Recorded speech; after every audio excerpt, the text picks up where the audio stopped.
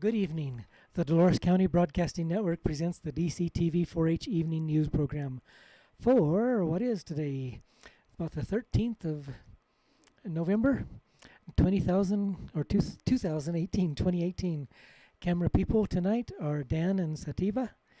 Video and sound engineer and producer will be yours truly. Teleprompter and prompter is Myra. News anchor, Daniel.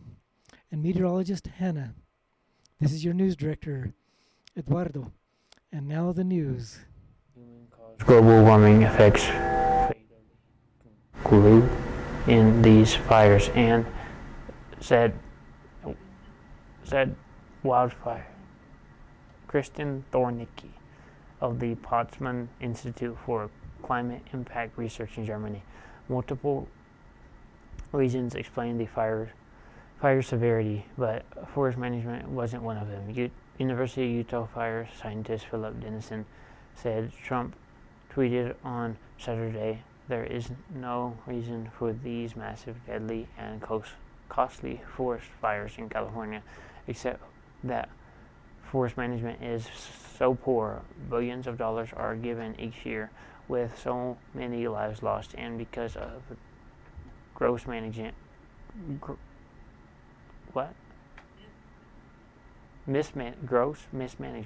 of the forests." The death toll for the wildfire that incinerated the northern California town of Paradise and surrounding areas climbed to 42, making it the single deadliest single blaze in California history. Statewide, the number of fire dead stood at 44, including 2 victims in Southern California. One reason that scientists know that management isn't to blame is that some areas now burning had fires in 2005 and 2008, so they aren't fully choked closed canopy, Forrest Dennison said. In those earlier fires, Paradise was threatened by escape major damage. He said in the current blazes it was virtually destroyed. The other major fire in Southern California burned through shrubland. Forrest Dennison said, "It's not about forest management. These aren't forests," he said. The dean of the University of Michigan Environmental School, Jonathan Overpeck, said Western fires are getting bigger and much severe. He said it is much less due to bad management and instead the result of our baking of our forests, woodlands, and grasslands. With ever-worsening climate change, wildfires have become more devastating because of the extreme weather swings from global warming. Fire scientists said the average number of U.S. acres burned by wildfires has doubled over the level from 30 years ago. As of Monday, more than 13,200 square miles, 34,200 square kilometers have been burned. That's more than a third higher than the 10-year average. This story is from the Denver Post. PETA asks Colorado State University researchers to stop infecting birds with West Nile virus. People for the Ethical Treatment of Animals sent a letter to Colorado State University on Monday asking the school to end experiments that involve infecting wild birds with the West Nile virus. The animal rights group known as PETA said in the letter addressed to CSU President Anthony Frank that the experiments on birds have little relevance to West Nile virus infections in human populations. The extreme cruelty of removing these birds from the wild, possibly taking them away from their vulnerable babies who are then left to fend for themselves, and their use is painful and ultimately lethal. Experiments cannot be justified by the ostensible ends for which the experiments are carried out, writes Elka Shandara, Vice President of Laboratory Investigation Cases at PETA. Alan Rudolph, Vice President for Research at CSU, defended the university's research on the West Nile virus and other diseases, saying in a statement that this not only helps understand health risks to humans, but this important work also aids avian populations. Research into West Nile virus is essential to understand how we can take steps to save human and animal lives from the effects of these types of viruses, and it contributes significantly to our understanding of mosquito-transmitted illnesses and their bird hosts, Rudolph said. He added, per institutional policies and procedures, review of this research includes community members and experts to ensure our practices meet or exceed the guidelines for the treatment of animals. West Nile virus often spreads to people via mosquito bite. Symptoms of the virus, which can be fatal, can include fever, headaches, body aches, vomiting, and diarrhea. In rare instances, individuals can develop serious illnesses that affect the central nervous system, according to the Centers for Disease Control. Given that transmission of wild West Nile virus can be controlled by eliminating mosquito breed sites and limiting contact between humans and mosquitoes, there is no need to capture and kill wild birds, Shendana writes in PETA letter. The stories from the Durango Herald. A little shock and awe accompanied by Durango's first snowstorm of the year, with little premonition and premonition inclement weather in the forecast of cold front dropping into southwest Colorado early Monday, leaving up to an inch of snow in Durango, the first measurable snow of the year in town. The surprise snowstorm that came and went early Monday made for a slick morning commute for many Durango area drivers, especially on North College Drive, where multiple vehicles slid on a sheet of ice, some hitting other cars. Florida Road was backed up with bumper-to-bumper traffic Monday morning as drivers took extra precaution. A semi-truck slid across 2 lanes of traffic as people ran to get out of the way on Gilligan Gulch Road. The front hill of Fort Lewis College closed for much of the morning, and it was a white-knuckle drive for drivers going up and coming down North College Drive, which was not plowed and not sanded as of 9 a.m.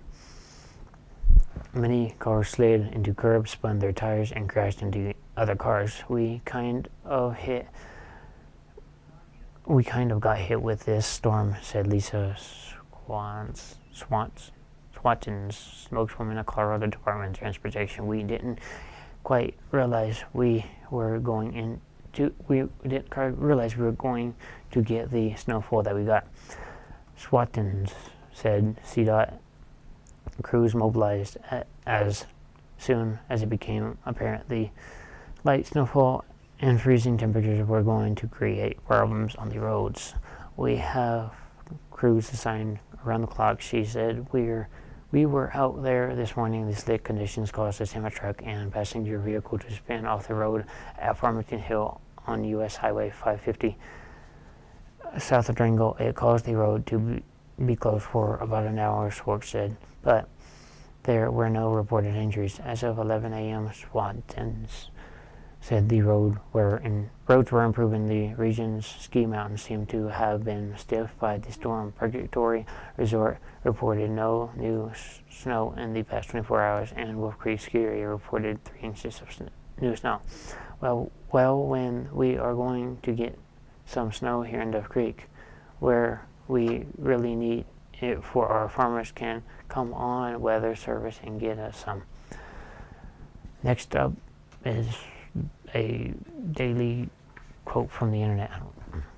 In a heartwarming video showing us the kindness and compassion of human fishermen plucked 2 drowning bears cubs out of Lake Vigo Zero in the Karelia region of Russia.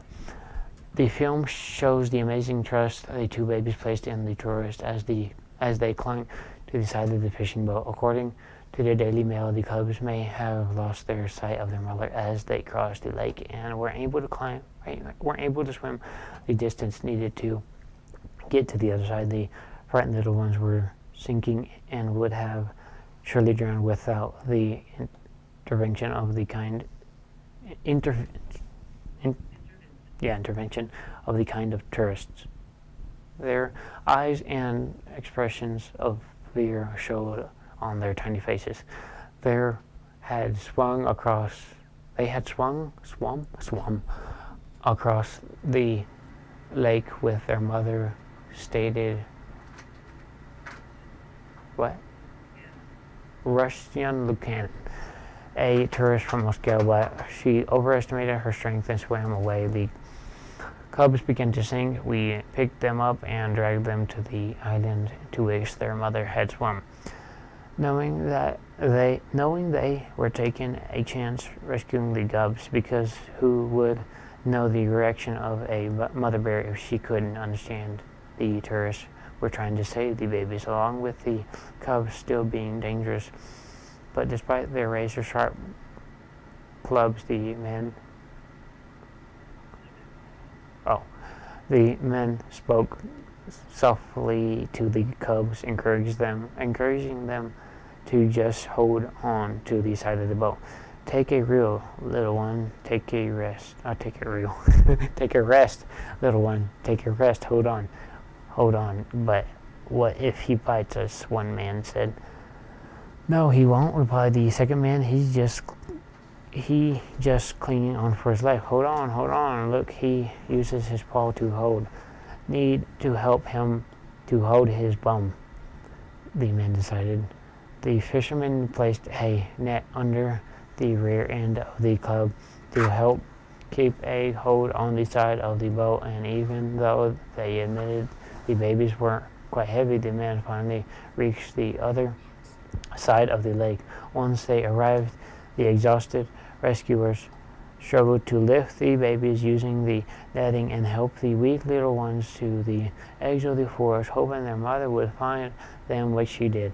Mama's reaction was to wade into the lake, hug one of the fishermen, and lick his face. In the same situation, don't count on Mama having the same reaction. So is you can help an animal out of a careful. So be careful, because you might get swat or worse. They are wild animals and are unpredictable. Now for dumb laws with Hannah. Candy must not contain more than 1% of alcohol. Shooting rangers may not set up targets that resemble human beings. At a wake, mourners may eat no more than 3 sandwiches. Tomatoes may not be used in the production of clam chowder. Snoring is prohibited unless all bedroom windows are closed and securely locked. Quakers and witches are banned. An old ordinance declares goat cheese illegal unless you first pay a special license fee for the privilege of wearing one in public. Bullets may not be used as a currency. Now for the weather report with me. Now, our current weather data comes from the DCTV weather station located in the beautiful downtown Dove Creek. The current temperature is 47 degrees. The high for today was 53 degrees. The low was 15 degrees. The bubble meter is at 30.66 inches and is falling. Humidity is at 22%. Wind is between 1 and 6 miles per hour from the southeast. Gusts have been up to 22 miles per hour. There was 0.00 of an inch of rain measured today by the DCTV weather station. Moisture for the month is 1/100th of an inch. Moisture accumulation for the year is 7 inches and 3/100. Now for the big map, courtesy of the National Weather Service. Rain falling on most of the Washington and Oregon. Rain is falling on most of the Washington and Oregon coasts.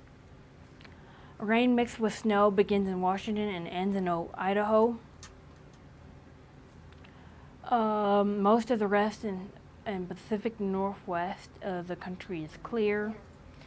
Snow begins in Michigan and runs into West Virginia, where it turns north and ends in Maine. Rain starts in Louisiana, follows the Gulf Coast into Georgia, and follows and then ends in Virginia. Florida is getting rain and severe thunderstorms, as is a small part of the Georgia coast. Here is our exclusive DCTV 5-day forecast. Wednesday, mostly sunny, high 48, low 24. Thursday, mostly sunny, high 52, low 26. Friday, mostly sunny, high 51, low 27. Saturday, partly sunny, high 50, and then low 27. And then Sunday, partly sunny, high 47, low 26. Now for a climate change report. CO2 carbon dioxide is considered a greenhouse gas and is one of the principal causes of climate change. CO2 traps heat in the atmosphere, which causes climate instability. This results in significant variations worldwide of moisture and hot and cool temperatures.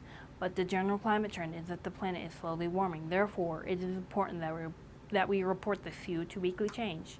The following are the CO2 numbers in parts per million. Last week, 406.99. 2 weeks ago, 406.48. Last year, 404.26. 10 years ago, 383.80. 50 years ago, 325.31. Thank you, Dr. Peter Tan, the National Oceanographic Atmospheric Administration, and Michael McGee of CO2.Earth Network for providing this information. Remember, you can help keep our Kids News Show on air by buying a sponsorship. To buy a sponsorship, just call 970-677-4119. That's 970-677-4119. Thank you. Now back to your news director.